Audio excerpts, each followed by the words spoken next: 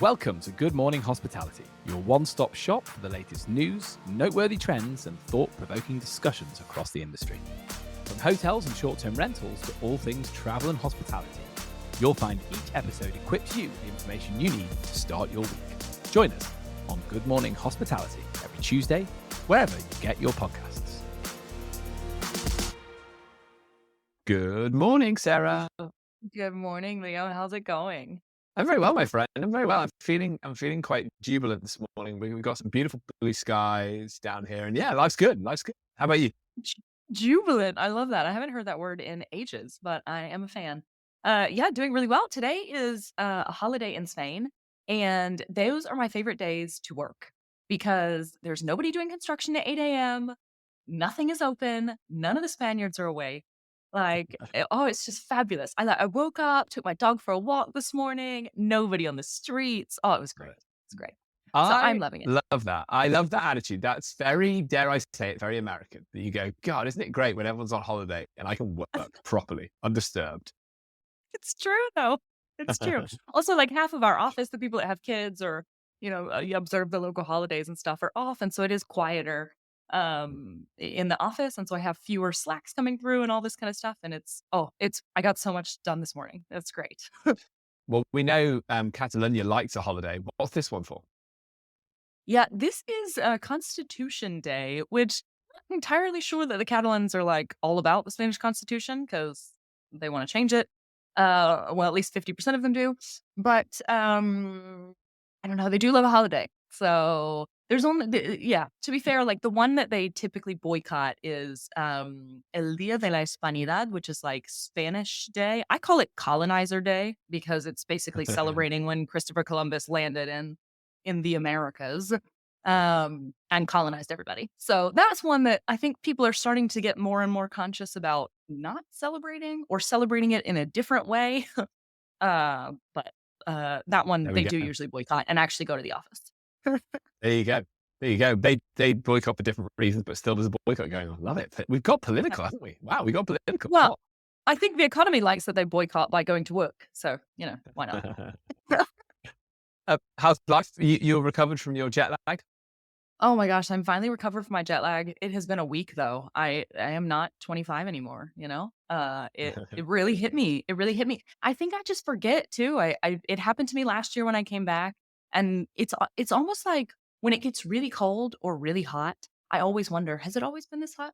Has it always been this cold? And that's exactly what I felt like with the jet lag.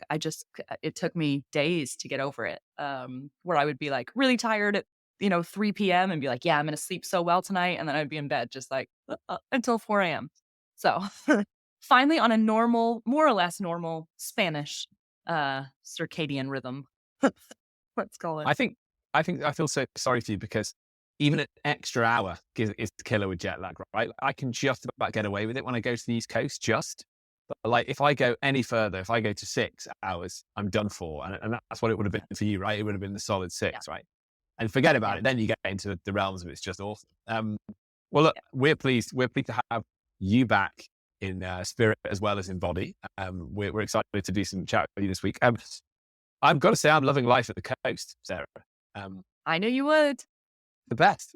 I'm jogging every morning on the seafront. I've got blue skies. I'm having to wear sunglasses in the winter in the UK, which is just unheard of. So, I was born in a very, very grey northern part of the UK, and the fact that I can live somewhere and wear sunglasses half the time, it's just incredible. And I thought of a new way that you can keep me honest. Right, this is good. You'll like this one. I was set the challenge that I have to try and swim in the sea at least once in every month of the year. Okay, I like it. So I missed November because I was new. I was settling in, but it means I've got to get in the sea once in December. And that's Once, not or easy. should we say twice because you cheated in November? Let's go with twice. Oh, brutal. No, that's too much honesty, Sarah. Wow. I brought you in and now you're using it against me. Right, fine. Okay. So I've got to swim twice in December.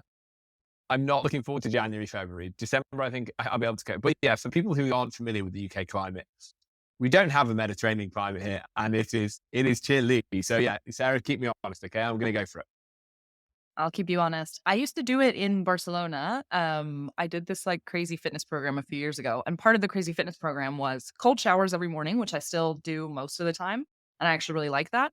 But also once a week, we would all get together and do like a proper dip in the sea. And my program started in February. So it was cold.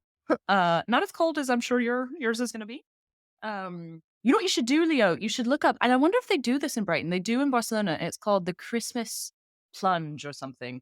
And all these people dress up in red Speedos and wear Santa hats. And they do this swim on Christmas morning in the port of Barcelona. It's fabulous. And once you do the swim, very Spanish style, once you've completed it, they give you a free beer. So, you know, why not? Well, they do it in Brighton. They do, and I've done it a couple of years ago with my mother-in-law, who's a phenomenal swimmer, who was brave enough to get in there in all weathers. And I now have got my idea for Christmas. We should be giving out the free beers because nobody does that. Right, I'm going to buy a crate of beers and I'm going to give them out on Christmas Day, and I will run in. For me, it's just a run in, run out. When I say swim once every month of the year, in those winter months, it's a run in, run out, and my feet might take off momentarily, but that's it. 2 minutes. That's You it. got to give it 2 minutes. I Stop think. it, Sarah. Stop it. It's Stop true. it. It doesn't count if it's not 2 minutes, Leo. I'm holding you honest. That's what Okay. Wim Hof says. Wim Hof says 2 minutes minimum. All right. Fans of cold water swimming, please feel free to write in, send us a message, tell us what you think. Okay, I'm going to go for 120 seconds. Right. Well, look, we seem to have accidentally got a little bit Christmassy in that conversation, which we love, right? Because we're both fans of the best holiday of the year, which is Christmas. And it would be remiss, right, not to focus on where people are looking at booking this Christmas, because you get into that mood, especially if you don't have kids. Let's live in that fantasy world, but I don't have children for a second, where you start to think, I want to go and do my Christmas shopping, but I don't want to do it in my local supermarket. I want to do it in my local high street. I want to go away. And so what caught my eye this week as an SDR highlight, I love that Holiday have put together a list of Europe's most festive cities at Christmas time. And they have crunched the data combining Instagram hashtags, global search volumes, a number of Christmas markets and snowy days in December to reveal this list. I mean, Sarah, come on. This is the list we've been waiting for, isn't it? It is. I'm excited. I want to know more. And so I have to tell you from the start, there is no Spanish cities involved in this list. So I think that says it all. This is the time for Northern Europe, okay? The time for Northern Europe. Christmas markets, I don't know if they do them so much in the US. I don't know, Sarah. I mean, do they do that? Is it a thing in the US? I don't know. All of our US Probably not, listeners are right? going to hate me. I'm very un-American these days. I've been gone for 14 years, Leo. I don't even know. Probably I not a don't thing in remember Barcelona, going right? to, like, yeah, I've been in Barcelona for 14. In Barcelona, there are quite a few Christmas markets. There you go. I feel like maybe in like the larger cities where people walk, like for sure there's Christmas markets like in New York and Chicago and stuff, I would imagine. There you go. But I feel like where I'm from, it's less about the Christmas market and more about going to see the lights. So Okay. like big parks and stuff will put up massive light displays and you drive through with your car with your hot cocoa. That's very American. Well, I feel we need to create in South Carolina a drive-through Christmas market. And that's going to be our $1 million idea, Sarah. Drive-through Oh, no. Christmas markets. You heard it here first. Anyway, back to Europe. That's what we're here for. Okay. So the Christmas market is a wonderful thing. Like, Glühwein, so mulled wine, hot dogs, all of that wonderful stuff. Christmas music. They're a money pit, by the way. So just be very careful. They'll really fleece you in those places. Literally, you can buy a fleece there, or metaphorically, you will be fleeced there. But there's still a lot of fun. So we're looking at the map here. In reverse order, in 10th place, the wonderful city of Oslo in Norway. Sarah, have you been? I have not. Oh, No. it's the best. It's the best. Well, I think this is outrageous that this is so far down the list. But Oslo in 10, you got Paris in 9th, Salzburg in Austria in 8th. My nearly home city that I lived in for so long, London, gets in at 7th, which is amazing because London does have really good Christmas activities. Pipped by Stockholm, which is no surprise, another great city. Copenhagen in 5th, Munich in 4th, Prague in 1st, in 3rd, Vienna in 2nd, I thought Vienna would have won. I think this is I think this is a bit of a controversial winner because I don't know if this is the most Christmassy city in Europe, but it's won the great city of Berlin. Oh, womp womp. Have you been? I've been to Berlin so many times I can't count. I don't find anything Christmassy in Berlin. It's But clubbing, isn't it? It's clubbing and it's clubbing and just revelry, terrible isn't it? weather, and I don't know. I Yeah. did not have good experiences in Berlin, unfortunately, with the weather. I think I got like snowstorms every single time that I went, and people were like, "Oh, we love Berlin. It's beautiful in the summer," and you're like, "Okay, maybe I should go back in the summer." I feel like I don't have a good view of it. It I was love it. very I agree with you. clean. I wouldn't go to Berlin in the winter, but I would go to, I mean, Vienna's a stunner. I thought Vienna would win. That's a wonderfully Christmassy place. Munich's also lovely in Prague. So yeah, we've got all of the Germanic, Nordic cities thrown in there. And then you've got Paris and London for good measure. But we're starting to see that travel season happening where people are popping away for a weekend just to go to those lovely Christmas markets. And dare I say it, if you don't like your family that much, why not go away to Christmas Day itself? That's right. Yeah. Sarah, Even if what you do love your family and you live abroad, Leo, let's clarify. I might be doing some traveling over Christmas, so I don't want my mom to think I don't love her. Good point. And you did go back for Thanksgiving. So yeah, I'm sorry. Before I ask you what your FDR highlight is, then what are you doing for Christmas Day, my friend? Oh, I have somehow allowed my partner to convince me to go somewhere cold. He loves the cold. I hate the cold. Okay. And boy, did he get his wish. We are going to Scotland for Christmas. Yes, you're going to Edinburgh. I know. Yeah, we're going Edinburgh, Glasgow, and a day in Stirling. So just a This little. is phenomenal. Well Yeah, done. You're doing Christmassy cities. No, good. I'm I'm with really him. excited. I'm with I think it'll Mauro be on good. this. I'm with Mauro. I think I think this is the right call. And does that mean you're in Edinburgh for New Year's Eve? We actually fly back on New Year's Eve, so that was Okay. part of the deal. We have to be in Barcelona, but we're flying back. We get in at like 10 p.m. or something, Okay. but just enough time to come home, shower, change clothes, And and party. go to our dinner party. And party. Nice. Okay, I love it. All right, guys. We're gonna talk more about Sarah's Christmas coming up. Okay. So that's a quick look at Christmas. SDR operators around Europe, if you're in any of those cities, tell us what you're seeing demand-wise. I mean, clearly, actionable insights here. Clearly, it's all about focusing in the descriptions about how Christmassy your city is, putting Christmas trees in the properties. I know how people feel about that, but I like to change the photo reel slightly at Christmas and just show the winteriness of a place. Yeah, let us know. Sarah, tell us what caught your eye this week, my friend. Yeah, mine is actually not such good news. So it is an article from Skift, where Booking Holdings has laid off 60 employees in their B2B arm. I think for me, the most interesting component of this was at the very end of the article. It mentions competition with Expedia being pretty steep for this. So um, this is all of the layoffs happened in a section of Booking's business that they acquired, which made up part of Rocket Travel. And so far, they're only in the US, which is also interesting to note because Booking has been making a really, really big push in the US, trying to gain market share there. But, as the article kind of cites, Expedia has a really great foothold there, especially with their B2B business. Um, and Expedia's B2B business is a direct competitor of Rocket Travel. And in fact, B2B represents over 29% of the total company revenue of Expedia. So it's not business travel that is down. It just seems that there is something happening in Booking where maybe they need to reset priorities to get things right. And so hopefully this is not the first of many. It's just a one-time sort of layoff as they re-strategize. But it definitely caught my eye. I always hate reading stories about this, especially close to the holidays. I don't know. I just think about people and it makes me sad. I agree. I think I see it the same way. I think maybe it's like they're taking their head out of a certain part of their business because they think they need to re-strategize later. And again, I think that market share thing with Expedia is very relevant. I don't think it generally means. I think Booking.com have had a pretty good 12 months when we've looked at earnings reports and things like that. But I think this probably is. Yeah, this is maybe directly to do with Expedia's success in that area and potentially going in a different direction with how they're going to tackle this part, which is as we've again talked about a lot on the pod, such a growing trend within the big OTAs. This part of the market is one that they're all focusing on. So perhaps a strategic rethink sits behind it. Interested to see how that one shakes out. I did obviously more of a fun highlight.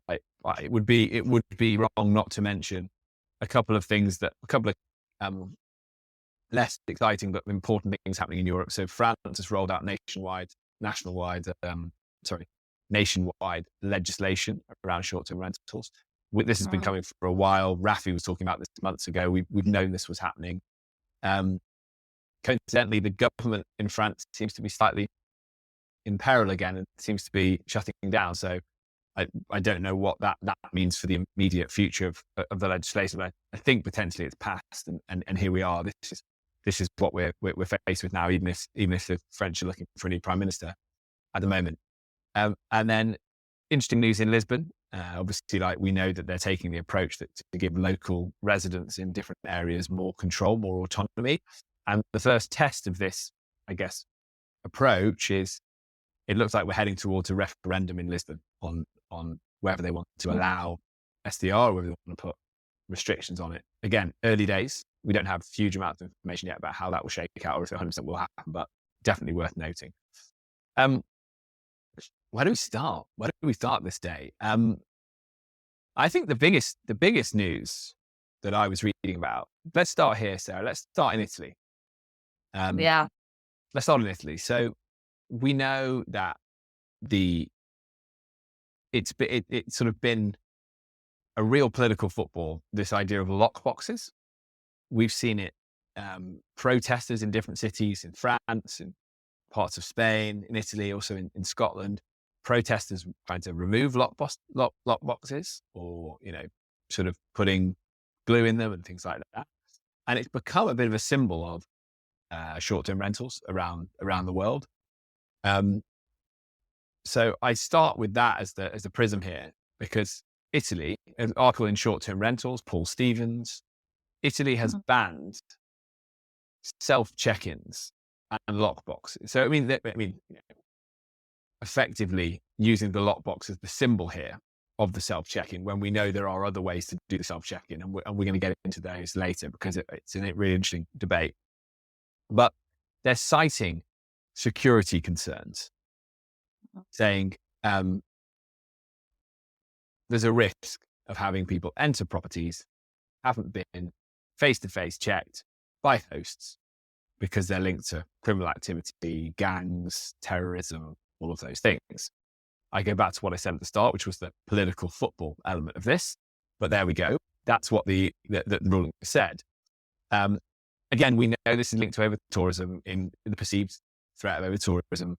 And it's a really interesting approach they're taking now. So I've said, Italy's going a bit retro, right? Because for anyone who doesn't know my history in the short-term rental industry, when I started, full head of hair and a lot of enthusiasm for life, however many years ago, I wrote the check-in process for One Fine Stay. They were starting. They'd done a few check-ins. Their team the core team they had would just run out around the corner and do check-ins. And I was hired to build that check-in process, which I loved, by the way. I loved doing that. And we did this big push on face-to-face check-ins. And that was how we did business. And someone would walk into the building and you would greet them and you would show them around. You would do a bit of a face-to-face check. And then you would say, "Can I have your credit card, please? I'm going to take $1,000. It's going to take £1,000 from your credit card." And that was like getting hit in the face with a wet fish for these guests who just traveled across the Atlantic normally to be in London. Such that I think other property managers clearly found that to be the case. And as technology improved, everyone has moved to remote check-in. So Italy's going a bit retro. They're saying that they think the best way to ensure that someone is not fraudulent is to do a face-to-face check on someone.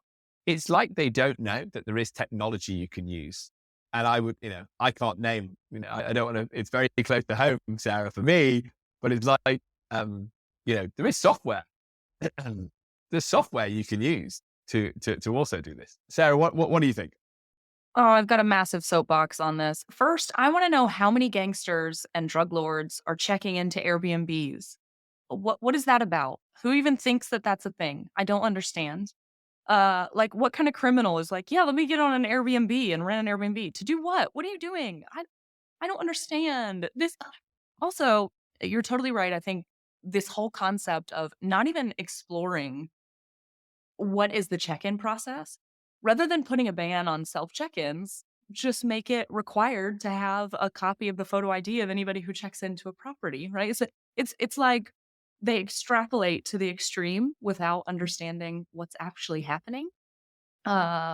I don't know. This one just really grinds my gears, to be honest. Because also as a user, it's really irritating. I don't wanna have to meet with somebody and maybe they're 5 minutes away and then I'm waiting to check in. Like, I would much rather just have a secure code sent to me or be able to open the door with an app. Or even sometimes, like, I don't know if I've never done this, but I'm sure there's could be some kind of connection through the OTAs, right? To open the app to ensure that that person is the person that booked. Um, Maybe they could look at with the OTAs, making sure that person has a verified identity. There's so many ways to go about this that is not, "Let's go back to the 1970s," and require an in-person check-in, like, I don't know. Also, to me, an in-person check-in leaves itself to open to more criminal activity potentially, Definitely. right? Like, if you're a Definitely. mobster, what are you gonna do? You're gonna pay somebody under the table to do a personal check-in, in-person check-in. I don't know. I don't understand. I Yeah. really don't get it. It's such an interesting point around security, right? So, we have tools. Obviously, I sell one of them, right? That's well known. So I have skin in the game here publicly. You sell tools to de-risk bookings for people, and part of that is mitigation up front around who's coming into the property, so that you take people through a process. The other thing is legislating that in lots of parts of the world that they are in Spain's one of them. You require to see a passport number when you check into any accommodation. So Yep. there's things that can be done to make things safe. And what's not particularly safe is having someone just do a face to face without any like verification of those documents in the background. And it takes me on to a kind of wider point on the whole thing, which is again, if we're stuck in the mud of having these debates about key boxes, things like that, then it's not really tackling any of the problems that we all are concerned about. What we're trying to do is make sure that like people are going at the right numbers at the right times of year to cities and that things are being encouraged. I'm not going to get on my soapbox on that because I feel like I do it every week. But a lockbox is one thing, but what about a keyless entry pad? Are they banned? I mean, they're not on site. Like let's have the fight about what we really want to have the fight about. And all this stuff just feels a little bit skullduggerous to me, really. It doesn't feel right. Yeah. Yeah, I think the other thing that comes to mind with this is it's a threat to the industry. Like, think about if all of a sudden every single property manager in Italy has to have a human being do a check-in. Imagine properties that are in a remote location, for example, where they don't have somebody, on the ready. It's gonna massively increase the Yeah. cost of operations, which means that it's gonna increase the cost of accommodation. Because ultimately all of those additional expenses are gonna be passed on to the guest. I don't know, I just see it as making the guest experience worse, and not providing any additional safety. Like, I can sort of understand the idea of not having a actual physical key. So, like, maybe the legislation should be not around lock boxes, but just around any short-term rental property that has turnover of more than 10 guests a year or whatever the case may be. You can't have a physical key because that could be copied and then that becomes a security risk, let's say. But you have to use a lock. You have to use a keypad or keyless entry. That's fine. Mhm. And then as part of the keyless entry, you can require that a passport or a document be uploaded that matches the information on the reservation, and that can all be done through software. So I would see that as it's almost like they should use technology to solve the problem rather than Yeah. just let's go back to in-person check-ins. I don't know. You've Oh. absolutely nailed it with that. That's exactly it, right? That would genuinely be progressive and that would help Mm, move us on to a better place. Does and I really like your point as well about sort of more kind of rural, remote locations. Like it becomes very unviable. It's just not going to happen. I just don't believe. I don't believe it's going to um, be possible for people. And just making it harder for people to find the holiday that they want. And again, we should be encouraging people to take the road less traveled and go to remote areas to prevent over tourism. And if you make it harder to operate in those remote areas, it doesn't make any sense. I do think as well that travelers across Europe are looking for that more remote destination if they can find it, right? Like people want to look on the map search of a country and find dots everywhere that they can potentially go and find and put themselves about in. So yeah, it's a strange one. We'll keep an eye on it. Sarah, let's move on, my friend. And I think you're probably going to have some better data for us on it next week. We don't have it necessarily this week, but I think it's worth just introducing the idea of this discussion. I want to at least introduce it. So we've both been reading the Hostfully report, the annual report into the industry, which if people haven't read it, is worth looking at in terms of trends and what's happening. And they've highlighted the thing that I think we have noticed and talked about in different ways, but the steady decline in the dominance of Airbnb as the channel within the industry, dropped in some areas as much as 8% in terms of people's hosts' overall distribution, and 3 or 4 in the most part. Really keen to hear from our property managers across Europe again. What are your experiences? When I speak to people anecdotally, they're talking about how they are taking more direct, more booking.com bookings certainly. And then a really interesting factor here is the fact that people are much more likely to be working with PMS, and that's going to help them be put on more of the channels. And probably the PMS is building them a website and supporting them with the SEO behind that website, which really plays into Google's meta search play, which we know is on the rise. And according to the Hostfully report, Google is now responsible for 5% of the bookings that property managers receive, which puts it way above something like Marriott's Homes and Villas on 1% and Expedia on 2%. So clearly Google are also making steady inroads as well. It's really interesting. Again, it's a trend we got to watch, because I don't know if it explains why Airbnb is taking the approach that it's taking in terms of talking about all the additional businesses they're going to build and do things like the co-hosting program. I don't know if this explains it, but it'd be interesting to see if that trend continues on into the year. Sarah, any thoughts on that one?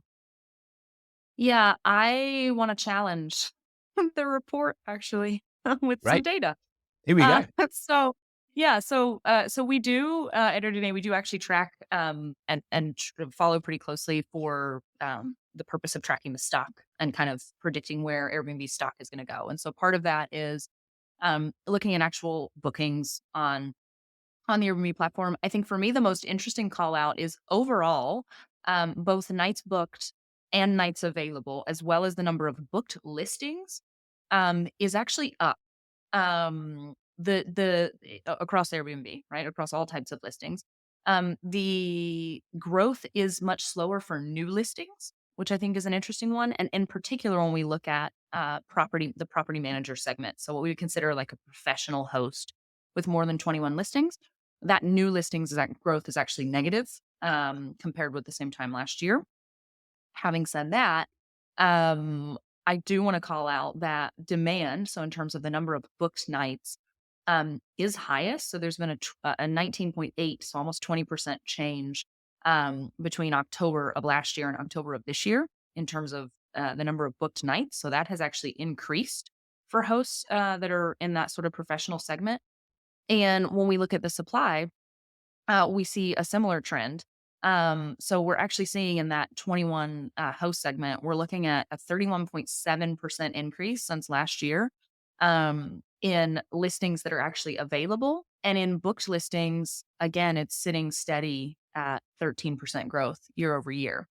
So I would be really interested to see a couple of things. I even looked at the stats to see if it was a US only kind of phenomenon that maybe was being experienced, because I know that was mentioned in the article that or in the report that a lot of the majority of the users that were surveyed were in the US.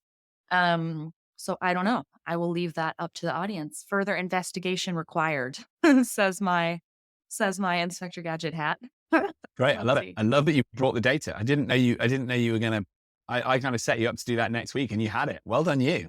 Well done you. Yeah. You're on it today, It's aren't you? almost like I work for AirDNA or something. I know. Yeah, yeah, you're on it, aren't you? Well done. You've earned your paycheck today. Okay, Yeah. interesting. Okay, well, look, as you can see, we're starting to get a bit more reflective as we start to come towards the end of the year. So we will, I think, spend some time reviewing how the year has been, as well as focusing on more Christmas markets that you must visit. You can expect both from us. You can unashamedly. We finished on time for once, so I think we need to lean into that, guys. Go and book your Christmas weekends away. Come on, it's Berlin, it's Vienna, it's Prague, and tell us where you're going. Send us pictures. Edinburgh, if you want to hang out with Sarah and Mauro, it's what more could you want? Sarah, thanks for your time. What have you got going on? Not a whole lot. I'm going to I call it a concert. My mom says it's just going out. But I'm going to go see, I have a friend who is a DJ and he's doing a DJ set this afternoon. He's got like the early graveyard shift from like 7 p.m. to 8:30. So the tickets were free. So we're going to see him and support him. And then I've got some dinner and then I'm actually going out. There is a DJ called Lily Palmer, who is in Barcelona tonight. And yeah, I'm really, really excited. So it should be good. So going out Right. with some friends, and yeah, really looking forward to a chill weekend and a little hike on Sunday. So mix of going out and healthy lifestyle. What about you, Leah? What you got going on? Good for you, Including a buddy. swim in the sea, or in the ocean. So I'm Wow. expecting Yeah, sports. I mean, December's feeling shorter now, isn't it? Now I've got to do it twice. So, I mean, maybe I should go in now. It's such a nice day here. I really should go in. We're out. This is very exciting. We're out. Grandparents are coming to put the kids to bed. We are going for drinks. We're going on a date, guys. We're going on a date. We've not been on a date in probably 9 months. So we're going on a date. Oh, Exciting. yeah. Where are you going? Where are you taking? Where are you taking Jasmine? Just a What's going on? cocktail bar and pub like this. We've got two options round the corner. If the kids wake up and they start screaming, we can run back. But it means freedom. It's our first taste of freedom for a while. So yeah, here we go. Here we go. And it's your first date as a married couple, Leo. Isn't that exciting? It is, isn't it? It's exciting and also quite dreadful that you only get a first date at the married couple sort of 2 weeks into being married. Gang, thanks so much for joining us. I hope you've enjoyed the show. If you have, please hit like, share, subscribe, and all the usual social places, or check out the other versions of our show. Obviously, you've got the main original Good Morning Hospitality with Will, Brandy, and Michael, and then you've got the hotel crew as well. So come and check us out and have a listen. Until next time, many thanks.